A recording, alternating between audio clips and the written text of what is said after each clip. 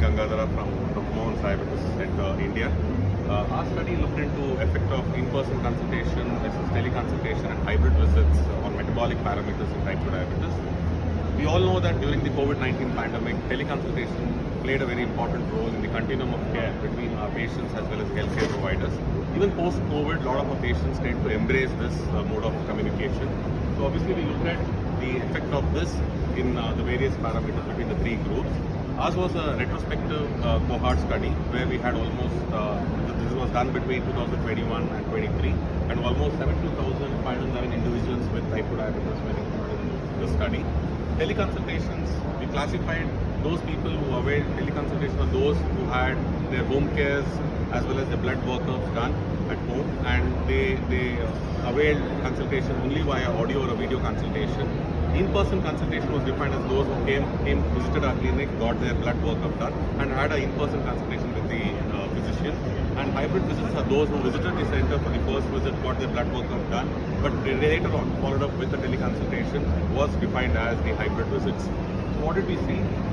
Almost 71,000, the majority did prefer the in-person consultation. Those who preferred teleconsultations had a shorter duration of diabetes, a milder, the baseline A1C was also milder for people who availed teleconsultation, almost 8.1%, and the average age group who availed teleconsultation were below 35 and those between 35 and 45 years.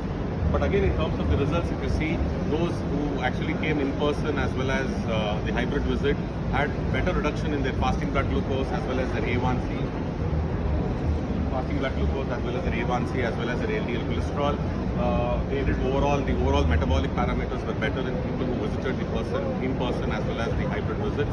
So to conclude, people in person as well as the hybrid visits definitely did better off in terms of the glycemic as well as the metabolic control. The teleconsultation was definitely a scalable option with those people with milder form of diabetes and a shorter duration of diabetes. And we know that for chronic diseases like diabetes, where you require regular follow-up, teleconsultation definitely complements the in-person visits for better control as well as glycemic goal achievement. Thank you. Thank you. Can I ask a question? Sure. What is the novelty of the study?